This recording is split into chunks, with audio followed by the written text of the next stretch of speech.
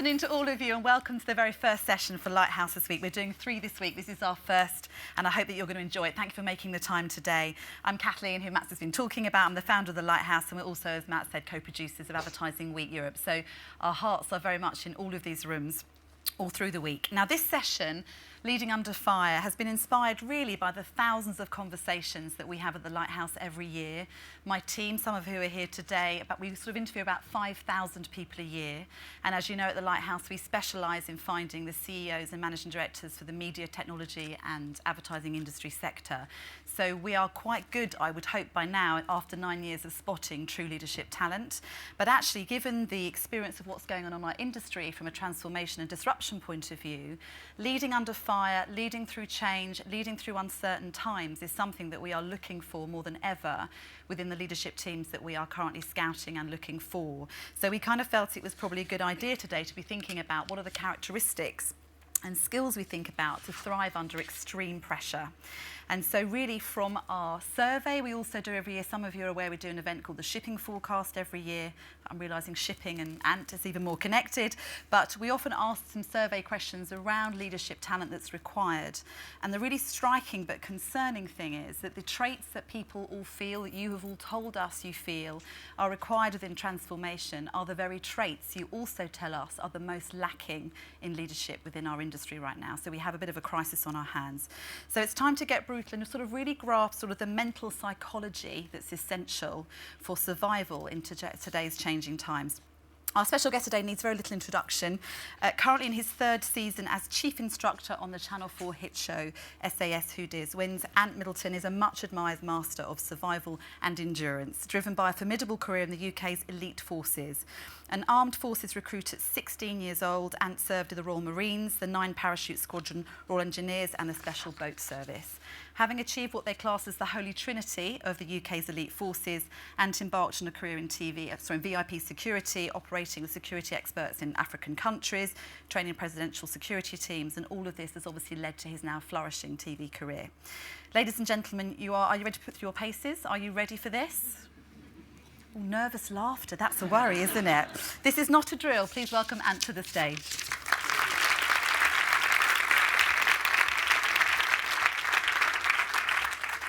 This is the boot camp. Have you all got your PT kit? Next 3 days is going to be fucking hard. Okay? We've seen qualities in you. This is why you're sitting here. Because we believe you have what it takes.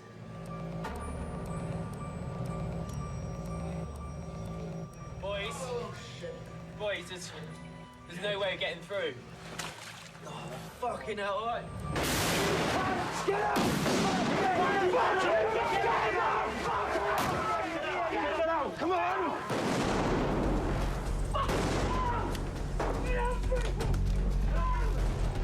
Get down!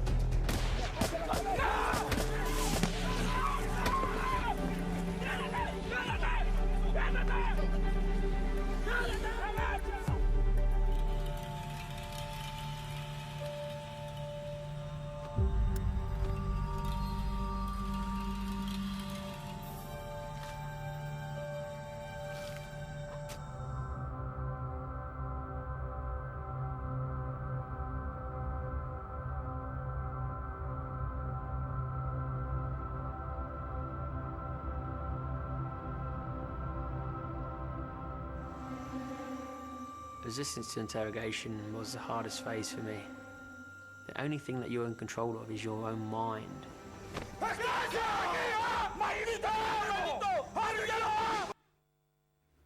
Interrogation, Mr. Right, Middleton. It's about to begin.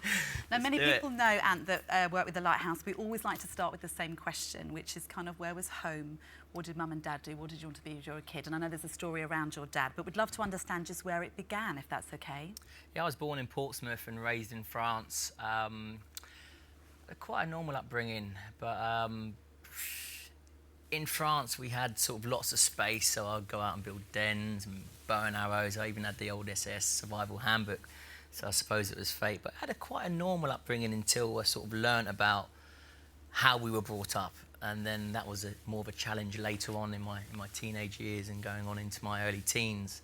So yeah, just normal as a kid, but then realised not normal when I got a bit older. Does that make sense? Often the way. Yeah, Certainly yeah, in therapy, exactly. we often find that too. Did you have any early inkling of what you wanted to do, even when you were little? Were there any surprising ideas that you had when you were little? No, I was just a hyper-competitive kid. I wanted to win at everything. It was my way of sort of staying out of the backlash of my stepfather, who was quite an aggressive man. And the only way I could sort of stay out of his backlash was by winning at everything, being the best at everything. It would sort of, I could hide in the shadows then and be in my little bubble, in my little safe bubble. But hyper-competitive. I'm still hyper-competitive now. You had siblings, right? Quite a few siblings. Yeah, I'm one of 6. So, again, sort of isolated myself from the family in a way. But always sort of in the middle of the pack. So I had 2 older brothers, 2 younger brothers, and a younger sister. So I was in the middle, and the 2 older brothers used to hang out together. The 2 younger brothers used to hang out together. So I just done my own thing, basically. Got you. Now, you moved to France when you were 9. Correct. With Mum's new marriage, right? Yes. So how was that for you? Well, it was quite bizarre because my father passed away when I was 5 years old, and he was quite a loving father. He was very loving, and that's the one thing I remember about him. He was always caring, never sort of told us off, always sat us down to explain where we went wrong in life. And then 6 months later, my stepfather came in after my father's death, and it was a completely different situation, right? So it took me a bit to compute what was going on, and I sort of just left it. I thought, just don't try and understand it because you can't. And then a couple of years later, the whole family up and moved to France. So again, it was just like, what is going on? And as a young child, you adapt, right? And, all I wanted to do was to fit in and not really try and understand what was going on because it was way above my level, it was way above my comprehension. So I thought to myself, just be yourself. That's probably why I isolated myself as a child. I wasn't a loner, but I isolated myself because I could understand my own thoughts. I could understand looking after myself and being self-sufficient and always wanting to stand on my own 2 feet. That bit I could grasp. Yeah. So I done that. What effect do you think that's had on the man we see today? The fact you moved to France at 9, the fact Dad passed when you were 5. Do you think it's had an effect on you as a man? Yeah, of course. I take my father's traits. I always go back to my default setting, which is my father's traits. They say that at the age of 7, you develop your personality. There's nothing you can do. The first 7 years of your life is really important. That's how I parent now. And when my stepfather took over, he gave me this sort of brutal and ruthless side to me, which I've used to my advantage to do what I used to do.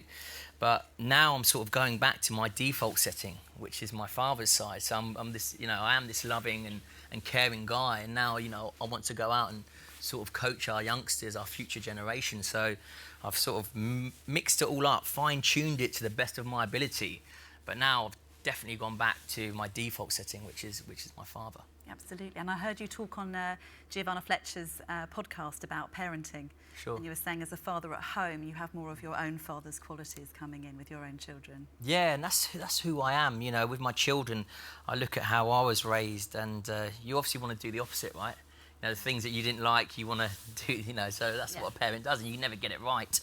But I just want to be, those first years are so important. All children need is a bit of love and a bit of caring and to be happy at that age. Then after the development comes, but it's very important that I focus on their personality, only because I know that I've had so many different personalities growing up, from the loving child to coming over from the UK and joining the military, which the cultures are so different. So I went from this guy that would tip my hat to everyone to when I used to, first time I'd come back to the UK after living in France, I didn't realise that people would do this stupid walking down the street and staring at you thing. So I'd tip my hat to them and they'd be like, fuck, weirdo. So it took a lot to sort of understand the two worlds and again, just finding out who I really am because of the confusion of my upbringing, really. Of course. So before we get to kind of 16 coming back in military, was there anything you were naturally good at school? Anything you didn't have to try so hard, it was just there? Do you know what? I was always a polite and respectful kid, so that got me, far as a student or when I was at school. I was always polite and respectful, and I thought, having manners is a massive trait that will get you somewhere rather than nowhere, right? So, but I was never interested in school. I always excelled at PT. I actually did excel at science as well because it was really interesting. It'd really stimulate my mind. But everything else, no, I was just one of those kids that was just like, not a bad student, but just wasn't really interested. I got it. Lots of those around. People always say sometimes people reach their potential just a bit later. Yeah, I know for I agree. my son and daughter, my son definitely got there a bit later, but that's how it needs to be sometimes, right? Exactly. I get it. Exactly. So 16, tell us how you came back here, what made you join the military initially? I wanted to get away from France. You know, I had this whole sort of trying to understand what was going on and the whole isolation and, again, looking after myself. And I suppose it's quite a selfish trait that I had, but I wanted to be self-sufficient. When I used to go and build dens in the woods, I wanted to live there. You know, I wanted to stay there. I wanted to earn my own money. I wanted to stand on my own 2 feet because then I could really understand and comprehend what was going on, and I'd no one to blame apart from myself.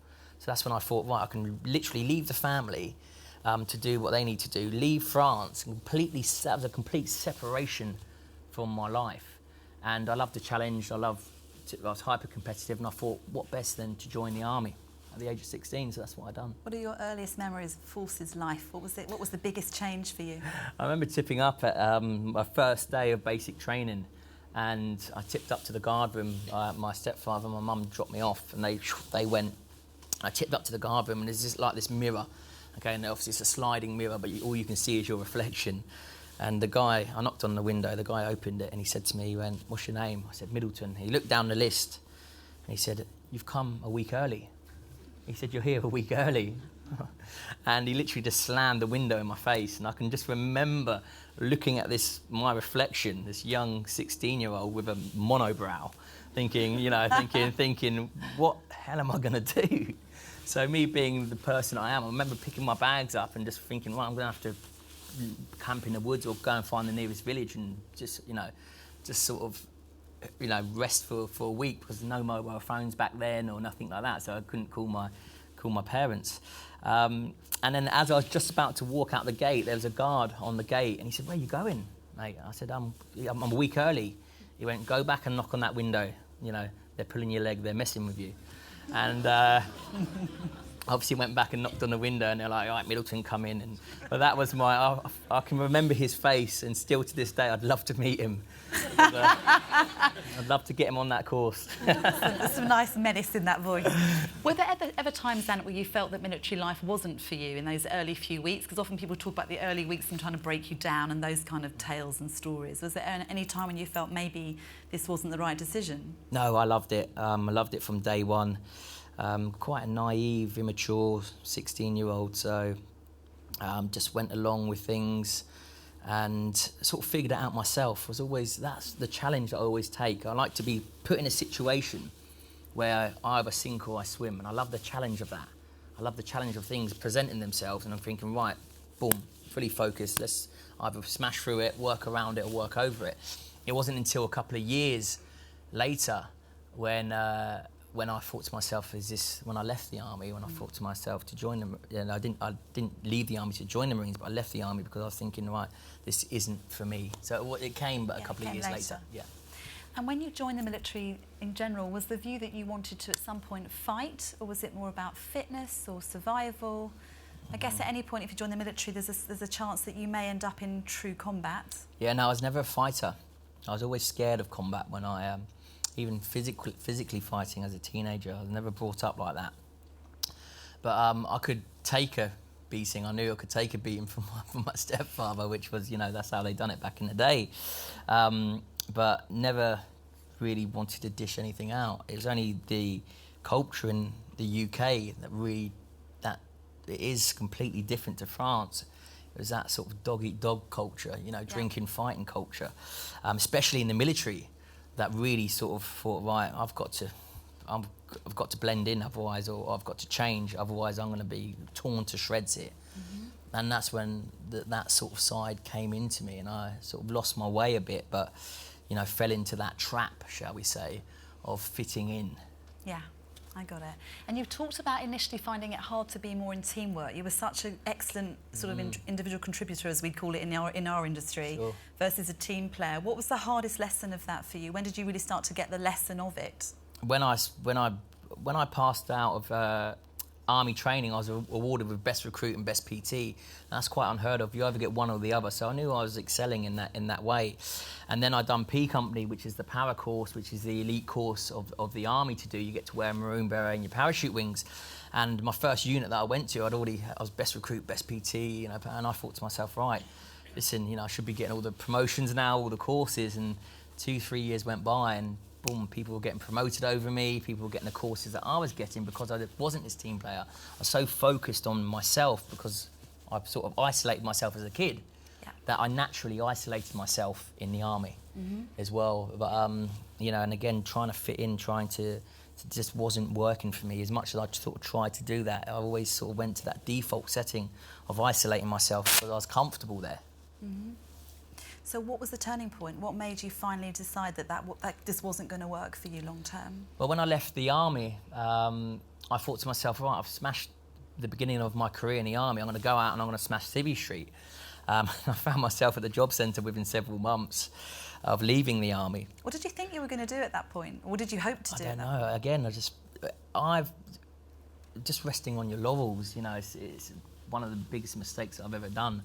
I just thought, you know, again, you're so self-induced and you're in your own bubble. You've got no one else to worry about that. Because sometimes you can elevate yourself to a level, then you get that reality check. Well, actually, you know, you're just one of millions out there.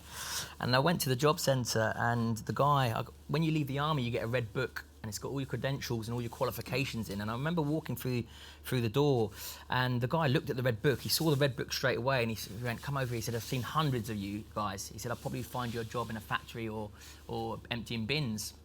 And as he looked through my red book, he sort of looked up at me and he said, "Why did you leave the army?" And before I could answer, he said to me, "Because this is one of the best reports that I've read."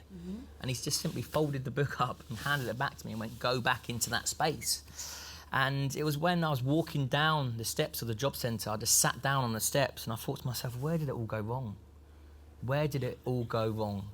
And it was the first time in my life that I was brutally honest with myself at the age of 22, and it freed me as an individual. And I sat there and I thought, because no one wants to be around you. You're not a team player. You think you're better than everyone else. You're so not self-centered, because I'm not a selfish person, but I was so concentrated on myself because that was my defense mechanism. I had no one else to blame apart from myself, right? So, and that freed me, because I thought to myself, well, you're not a team player. You're arrogant. You know, you've isolated yourself. You think that you're just going to rest on your laurels. And as much as it was hard to accept that, being brutally honest with yourself sort of frees you. It's quite an insight, isn't it, at that moment? Something clicks. It's my go-back-to moment. Every time I get a bit above my station or a bit too big for my boots, I always go back to sitting on those stairs.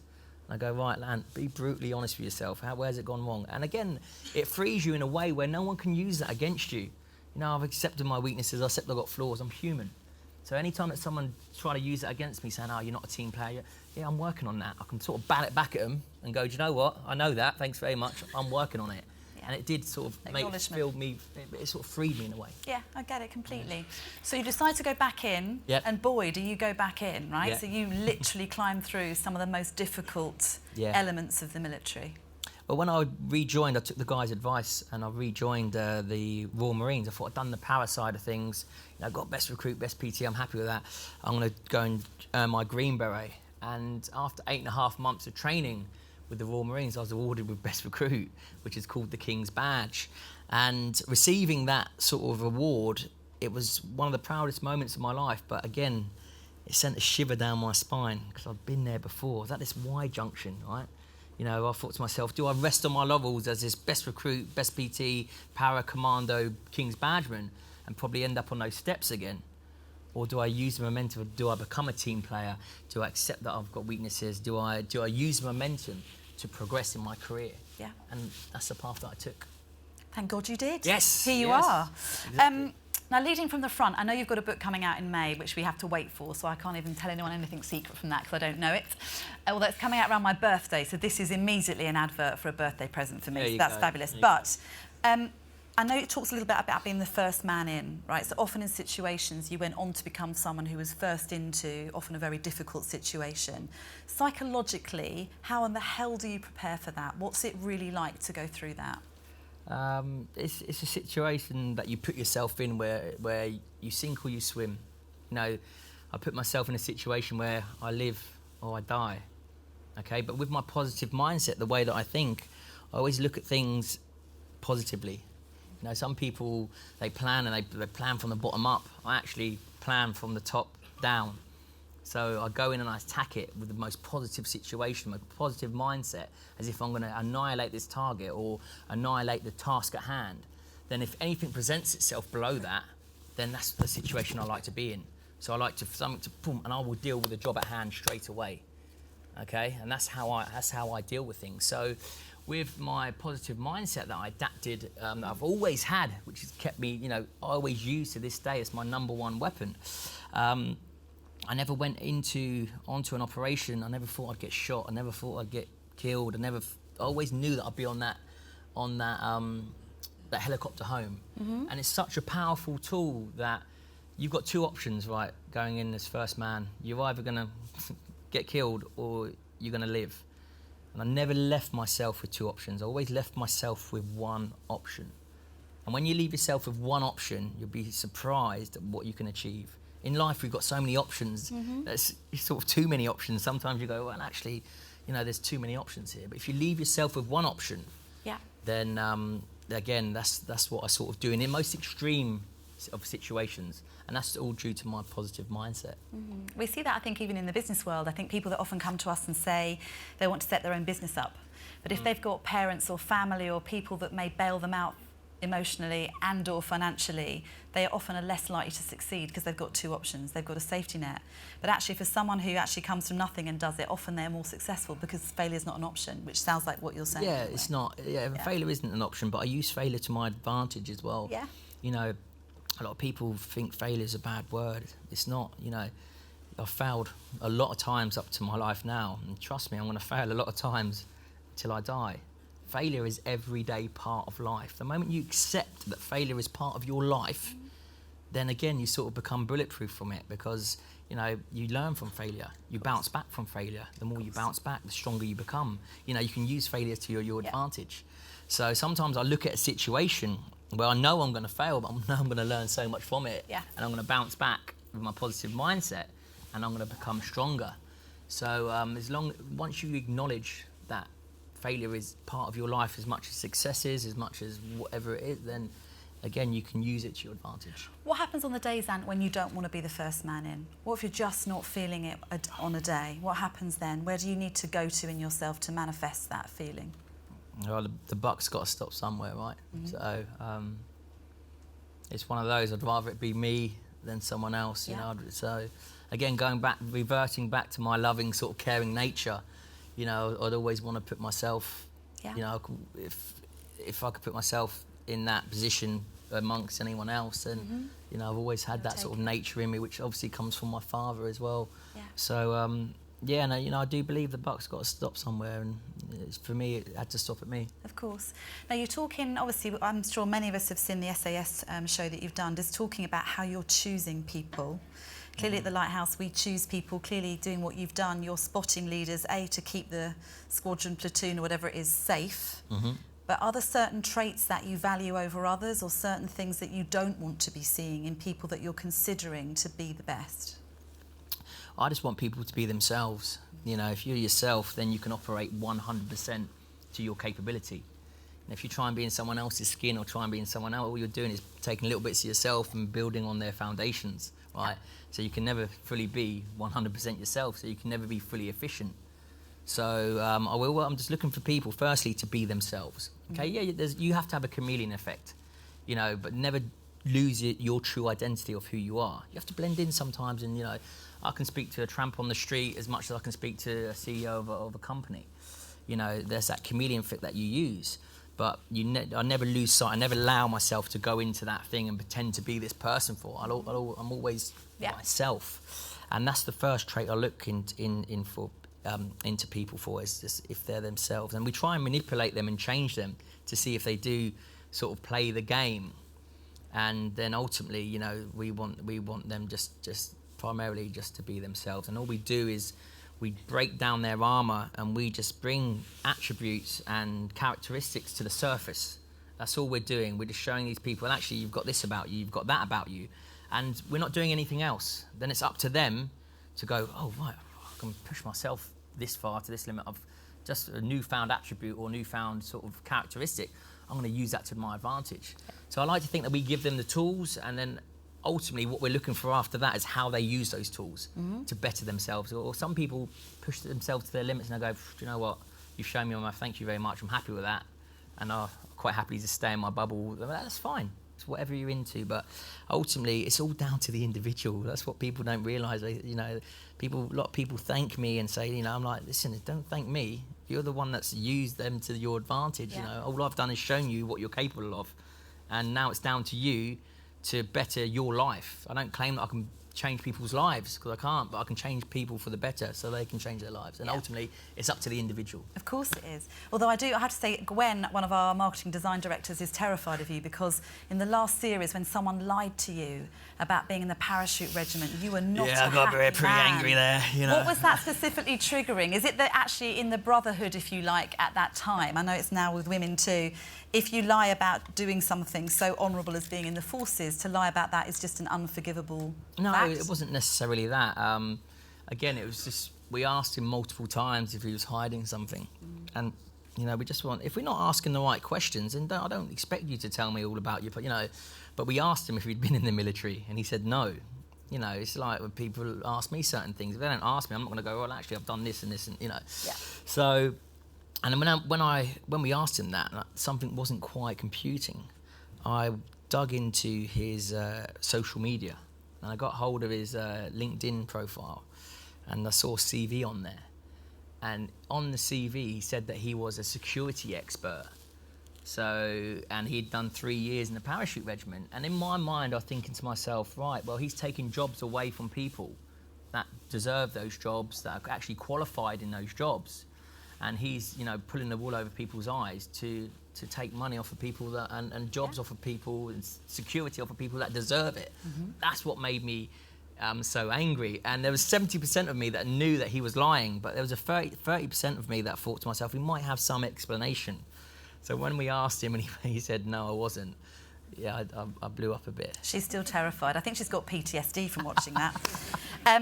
Now, bravery. So our industry and the sort of media technology industry is going through such transformation, I can't tell you. We always thought it was, but it is. The acceleration of it in the last couple of years is incredible. Sure. So I think that requires quite a lot of brave leadership, because they're having to literally navigate into waters, if you like, that we've never been in before.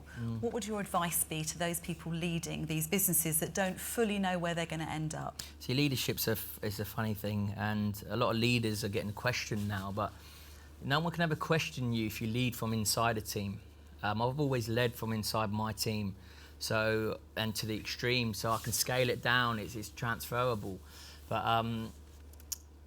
I believe that with my team, I want to know everyone's strengths, I want to know everyone's weaknesses, I want to know their facial expressions, I want to know if something's not right with them, I want to know if there's something not right in your social life. And I'm not talking about what you get up to on a weekend, you know, if you want to go and do whatever you want to do. I'm just talking about if there's something that's playing on your mind that I can help you out with, then that's going to make you work 10, 15% more efficiently on that day than if you go, oh, that's your problem at home, that's your life problem at home, you deal with that. You know, I really lead from inside of the team. And the moment I step outside of my team, that's when people think, right, and I look, obviously, because you need to, and you look at the bigger picture, that's when people get worried and go, right, something's not going right here. A lot of leaders, they lead from outside a team, and they're, you know, they can't recognise, because they don't know the individual, they don't know, you know, they don't know their strengths, they don't know if they're having a bad day. But I really study my team members, and I've only done that because that's the way we do it in the military and the special forces. But it really, really works for me, and I always lead by example. If I'm going into a new leadership role, I never command respect, I'll always earn it. So that first task, that first project, that I'm leading that. I'm going to show you how it's done. I'm going to show you why I'm the leader. Does that make sense? Yeah. And then, you know, then I can have that opportunity to step back. But again, playing people off to their strengths. I think that followship is disregarded too much in society. Followship is just as important as leadership. Tell us more about it, and what do you mean? If you know you're a good leader if you've got good followship, and that's being a good leader is actually accepting that you've got weaknesses as well. you know, but actually someone knows in the team knows about that better than I do.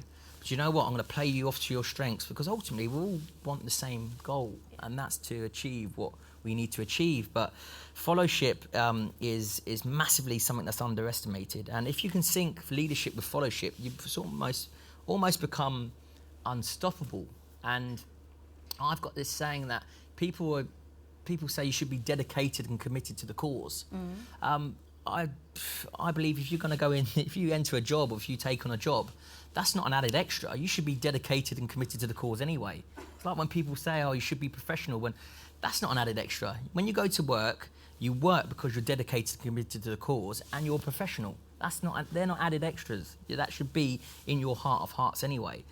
But if you're dedicated and committed to each other, you'll find that the cause will hit you in the face. The project will just, boom, all of a sudden it's there, because you've all got the same goals. You're all looking out for each other. You all know how each other ticks. You literally, this mould is constantly moving, right? The strengths and the weaknesses are constantly moving. So I always, lead from inside a team. I want to know how my team works, and I'll always allow, if I don't, again, as a leader, I'll always allow my strengths to outweigh me if they have to. Yeah. What can we learn from you around urgency? Because I'm guessing you've been in situations where there's been an urgent decision required, and I sometimes worry in our industry we're not fast enough. How do you cope with the urgency of decision making? Well, with the urgency of decision making in the Special Forces, it was instant. I had to make that decision, and you know, I've made bad decisions, and I've made a lot of mistakes. But in my heart of hearts, as a leader, I generally believed at the time that was the best decision to make. And if you do that and you've got good followship as a leader, then everyone will get behind you. And that's what teamwork's about. It's not about succeeding together and celebrating together. It's when the chips are down, when you're on the bones of your ass, okay, that's when you look behind you and there's people there that are there, not going to let you take the flak. If you fall, they're going to be there to pick you back up, to push you back into the fold. And those decisions I make instantly. Again, I'm one of these people that we go with it. If it doesn't work, then I'll just get up, dust myself off, either re-attack the situation or redirect the team and myself and go somewhere else. But I think I think you just need to come up with a decision, all be behind it, and just go full pelt with it. And in your heart of hearts, if that's the right decision or wrong decision, then you know that you can live with that, you can process that, and move on. Yeah.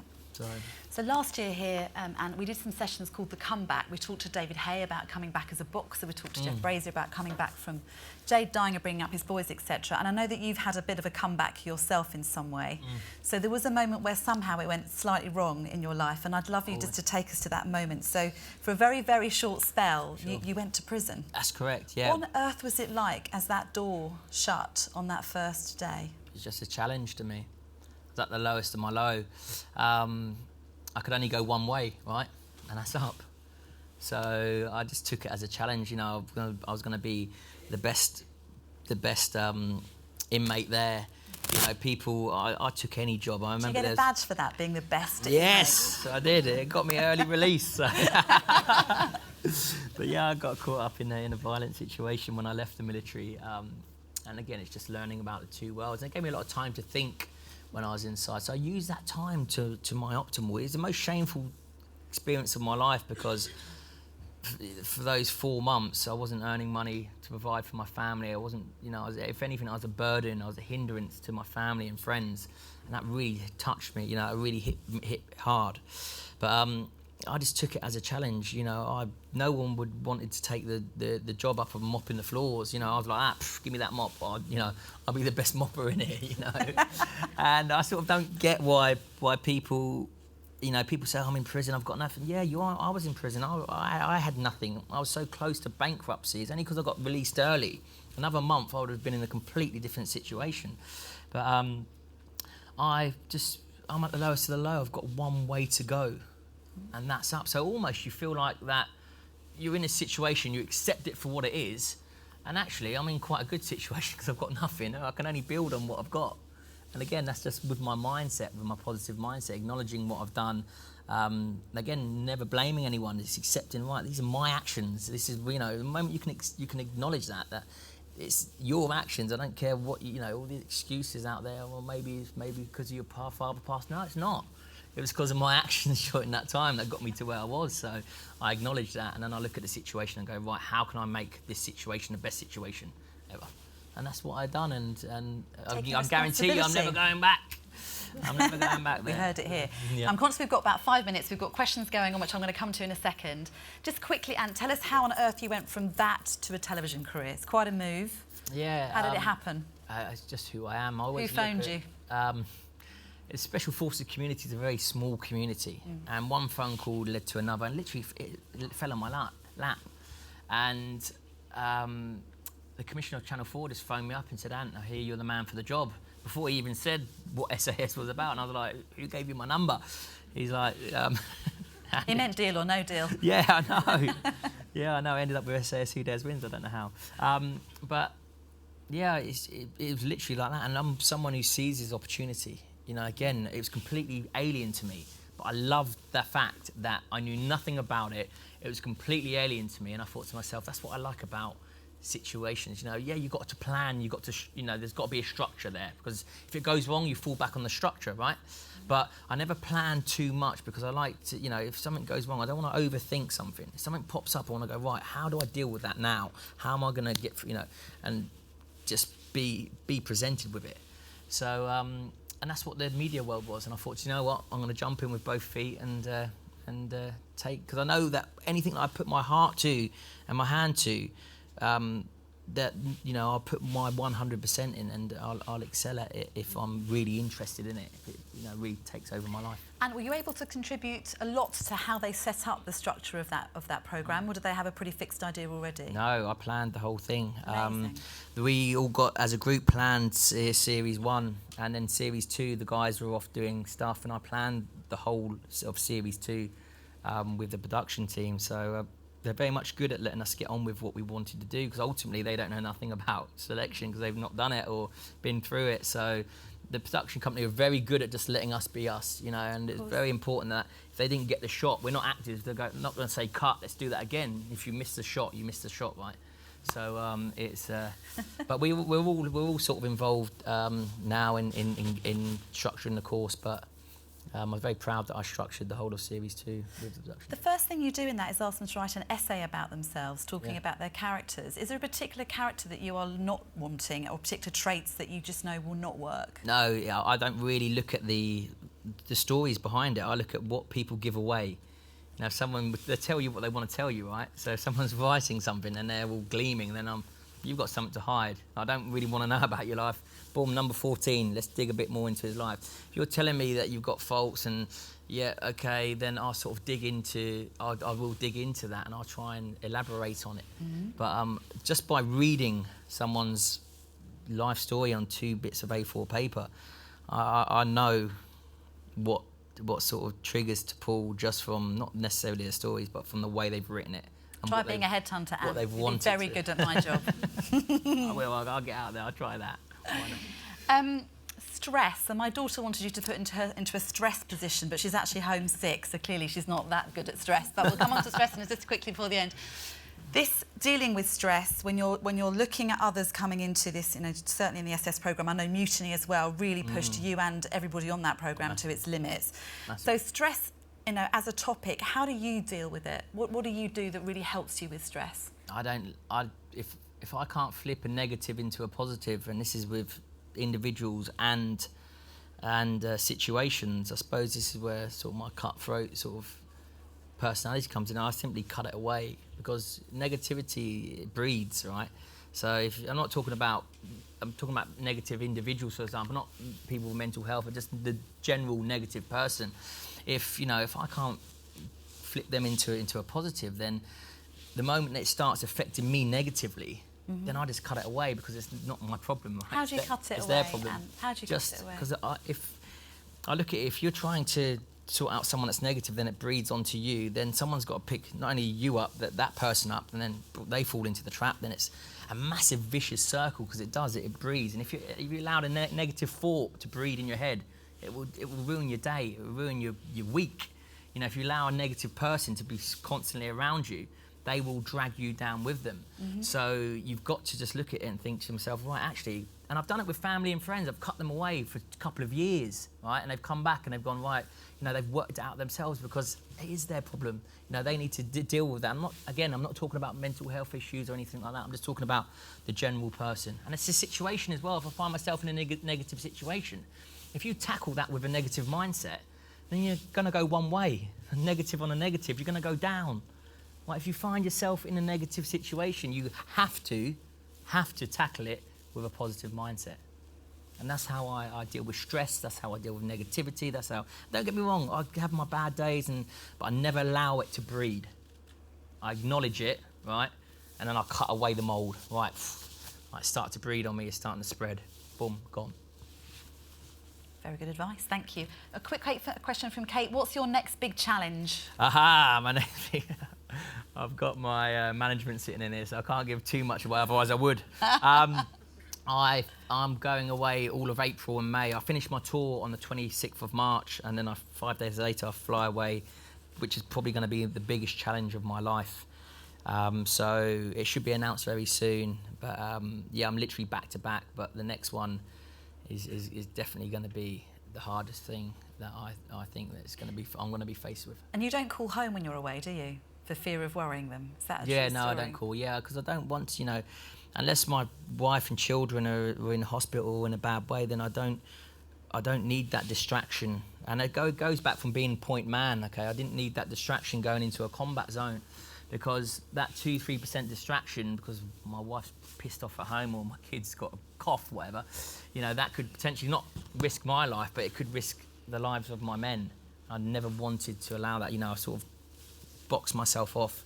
I've got a job to do. I never mix business with pleasure. I've got a job to do, and I get the job done, and I don't allow any distractions to come in. Got it. A couple of quick fire questions for us to Go away. close. You ready?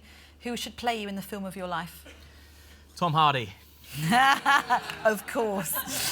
Mutiny or SAS? Who dares wins? Mutiny. Ah. Which city so far have you most enjoyed on your tour of 21 out of 29? Glasgow. Why Glasgow? Because they're just mad. Like me. Which tattoo would you remove and which one would you now have put in its place? Well, I went to Thailand. No, I'm joking. Didn't we I all? haven't got any. I love all my I love all my tattoos, but I did have my X on my bottom, but that's now removed because my wife was very stern about that. Very good. To which person do you owe the most? My wife, I should think so. definitely. Gorgeous, gorgeous children I can see on Instagram you. as well. What's more important to you, physical or mental strength? Mental, all day long. When's the last time you cried? Mutiny. It was on Mutiny. Actually, tell a lie, because I got back off Mutiny and 3 days later my son was born, so I was at the birth of my son, Bly.